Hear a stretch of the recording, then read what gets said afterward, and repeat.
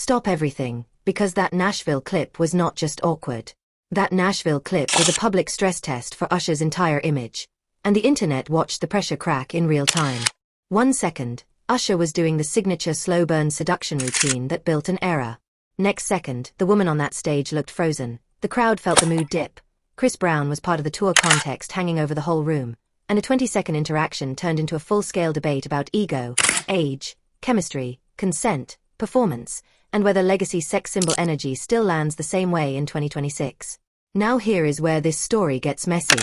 Most people are calling the moment a rejection clip. Most people are calling the moment a humiliation clip. Most people are acting like one fan ended Usher with a single facial expression. Wrong. That is the lazy version. The real story is bigger, sharper, and way more dangerous for a celebrity brand.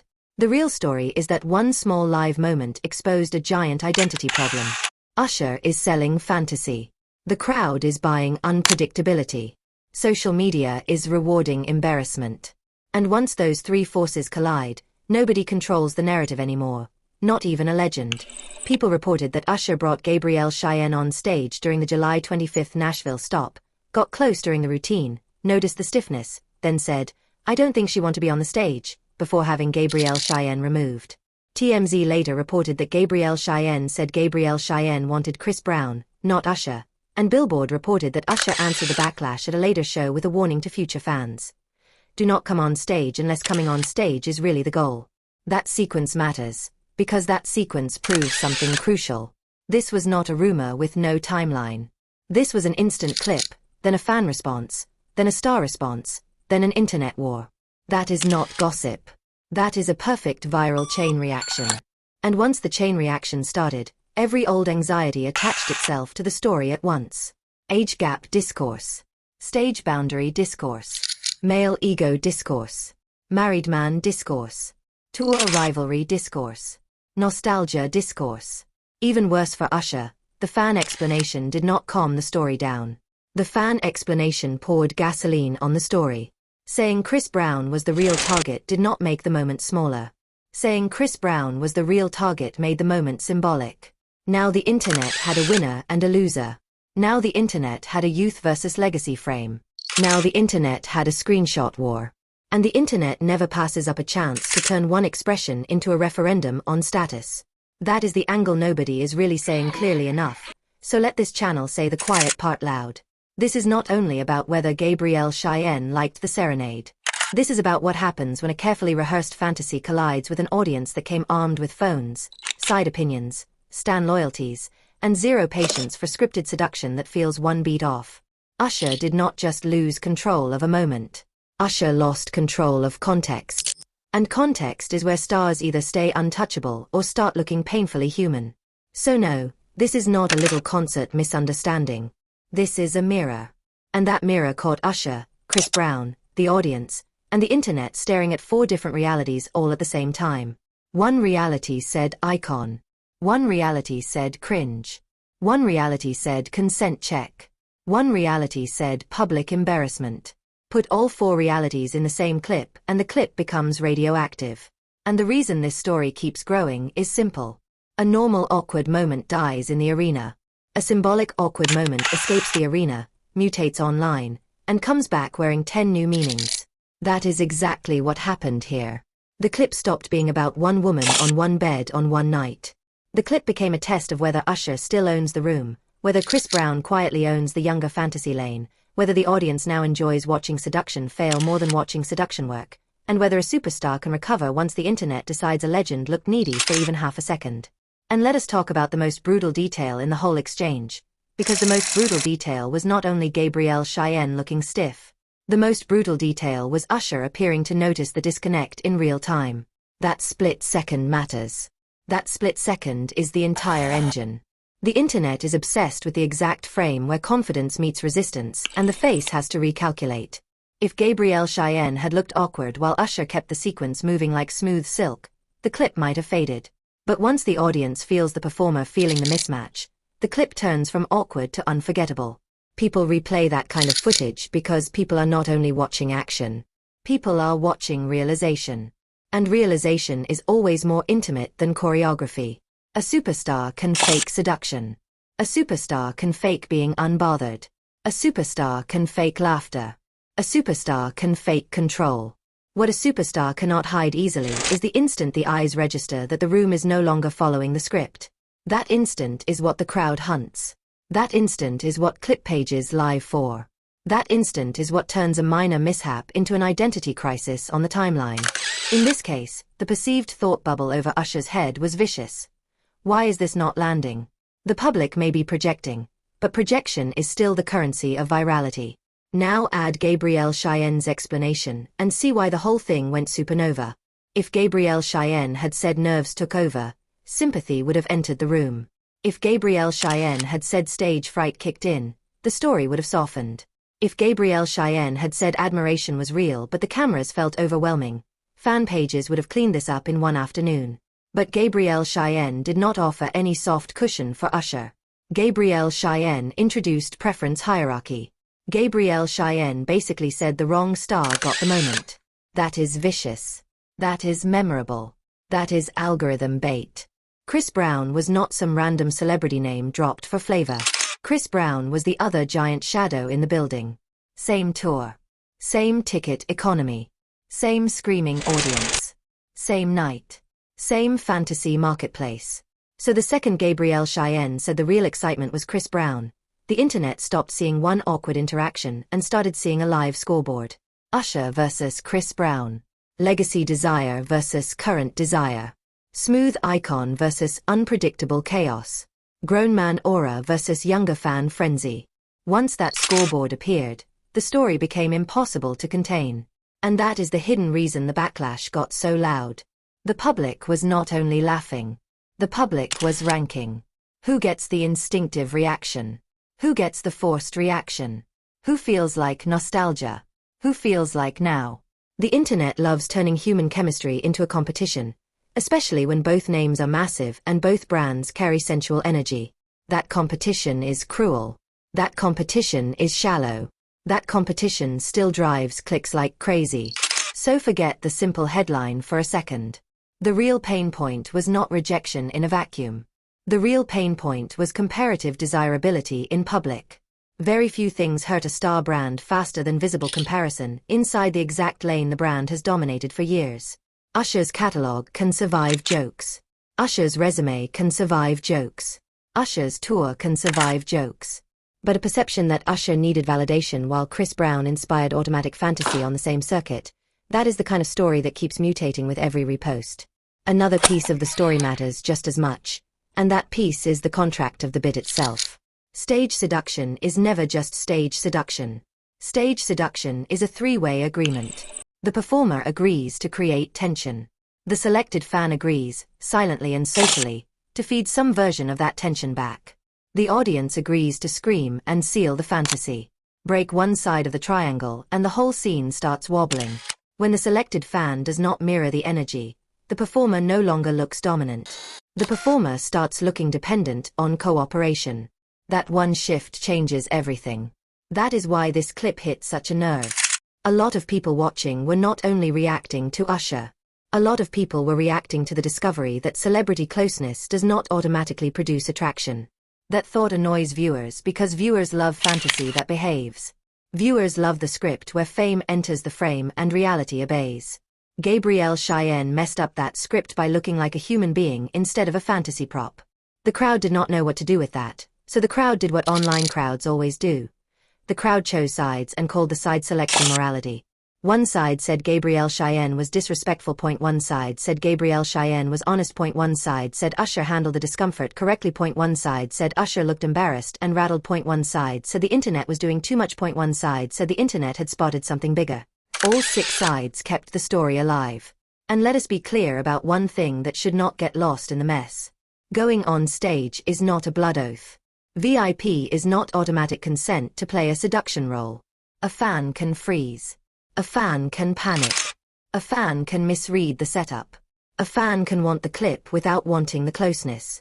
A fan can enjoy the story later while still not wanting the performer in the face in that exact second. Human reactions are not choreographed just because celebrity teams want easy footage. That truth made a lot of viewers rethink not only the moment, but the whole format. Because once audiences start watching fan interactions through a comfort lens instead of a fantasy lens, the old trick gets riskier every single night. That is another reason this saga is bigger than one woman and one performer. This is a culture shift story hiding inside a gossip story. For years, the public treated celebrity flirtation bits like harmless ritual. Smile for the camera. Gasp on cue. Everybody laugh later. But phone culture changed the terms. Now millions of strangers pause every clip and audit every lean, every hand placement, every shoulder angle, every face twitch. The bit is no longer protected by the speed of live performance. The bit is interrogated like evidence. Usher did not only run into a tough fan moment. Usher ran into a changed audience technology. And that changed technology makes old stage magic far more fragile. Now add another layer that made the whole discourse nastier. Usher is not some random artist trying to create sex symbol mythology for the first time. Usher is one of the artists who helped define the grown and smooth R&B performance lane. That means the standard is higher. When a legend does the sensual stage routine, the audience is not simply asking whether the routine is hot. The audience is asking whether the legend still looks effortless. Effortless is the key word. A younger performer can get away with trying hard. A legend cannot. The second effort becomes visible, elegance takes a hit. And that is exactly what so many people thought the clip revealed. Effort where there used to be inevitability. Not bad singing. Not bad dancing. Not a bad catalogue. Effort. Reach. Need. Recalculation. Those are the words that kill cool faster than scandal ever does. A scandal can be brushed off as noise. Visible need cannot. Visible need makes a room feel smaller around a star. Visible need makes the audience feel the machinery. Once the audience feels the machinery of seduction instead of the ease of seduction, the mystique starts draining out in public. That is why the conversation turned so savage so quickly. People were not only clowning a celebrity. People were reacting to the sight of a myth looking mechanical for a second. That is catnip for an audience that loves to watch power wobble. Now here comes the part that took the story from awkward to genuinely ugly. Online commentators started connecting the on-stage moment to separate footage involving a very young fan getting special attention around a tour presentation that is built on clearly adult energy. Whether every caption floating around the timeline had every detail right or wrong, the emotional public read was immediate. The emotional public read was not legal. The emotional public read was not patient. The emotional public read was simple. Why does this suddenly look like Usher needs applause from every possible lane after one bruising viral moment? That is why the optics conversation got so fierce. Usher's show is not a neutral school assembly. Usher's show is not soft family programming. Usher's show is designed around sensual tension, grown man charisma, teasing choreography, and the fantasy of mature seduction. So once a very young fan enters the orbit of the discourse, the audience does not stop and draft a policy paper. The audience reacts off vibe. And the vibe, for a lot of people, felt off. Not criminal by proof. Not scandal by paperwork. Off by instinct. Off by sequence. Off by what the public believed the footage was saying right after a humiliation clip. The order of events matters more than anything. First, the internet sees a woman who does not give Usher the expected reaction. Second, the same internet hears that Chris Brown was the actual fantasy target. Third, the same internet starts circulating other footage and asking why the response from Usher suddenly feels so eager, so loud, so validation hungry. That stack of images is how celebrity narratives harden. One odd clip is random. Two odd clips are coincidence. Three odd clips become a pattern in the public mind, even if the public mind is wrong. And once the public thinks a pattern has appeared, every future clip gets cross-examined. That is why words like thirsty, corny, and desperate started flooding comment sections. Those words are harsh, but those words were not coming from nowhere. Those words were the internet trying to describe the feeling of overcompensation. Overcompensation is the hidden villain in this entire saga. Not Gabrielle Cheyenne. Not even Chris Brown. Overcompensation. Real confidence does not sprint after confirmation. Real confidence does not need every room to repeat the same old verdict.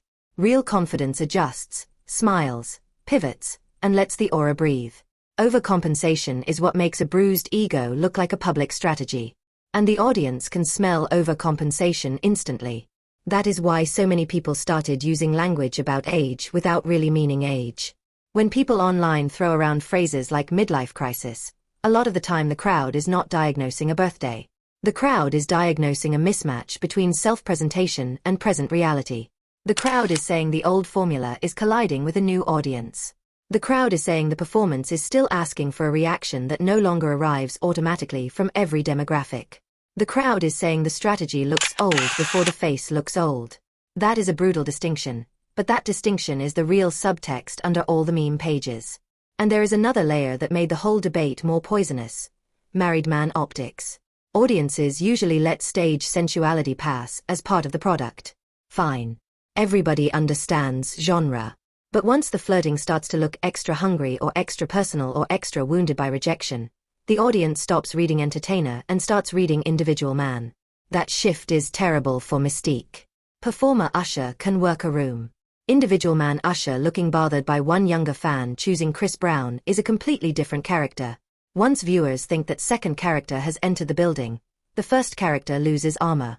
That is why this story never stayed neat. Some viewers saw a consent lesson. Some viewers saw a brand collapse. Some viewers saw a married celebrity taking public validation way too seriously. Some viewers saw a generational fan war. Some viewers saw a symbol of how fast online culture turns hesitation into humiliation. All those readings can exist on top of the same footage without cancelling one another, and that is exactly why the clip kept traveling. This was never only about what happened on the bed. This was about what the bed scene unlocked in the public imagination. And what the bed scene unlocked was nasty. A suspicion that Usher might be chasing proof instead of embodying certainty. And that is where the comeback path begins, because Usher still has a comeback path. The answer is not louder swagger. The answer is not trying to prove Usher can still get the exact same reaction from every 20-something in every city. That game is a trap.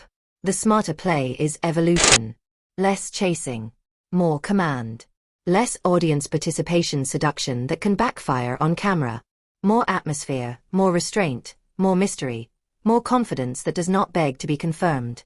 The most dangerous thing any veteran sex symbol can do is compete with younger chaos on younger chaos terms. The better move is to become even more unbothered, more selective, and more impossible to read. Because desperation is loud. Certainty is quiet. And right now the internet thinks Usher got loud. If Usher wants to kill this whole narrative, Usher needs 1 month of perfect discipline. No wounded energy. No public overcorrection. No thirsty optics. No moments that look like Usher is checking the room for reassurance. The next chapter has to feel like Usher owns the temperature without touching the thermostat. That is the image repair. That is the grown star pivot.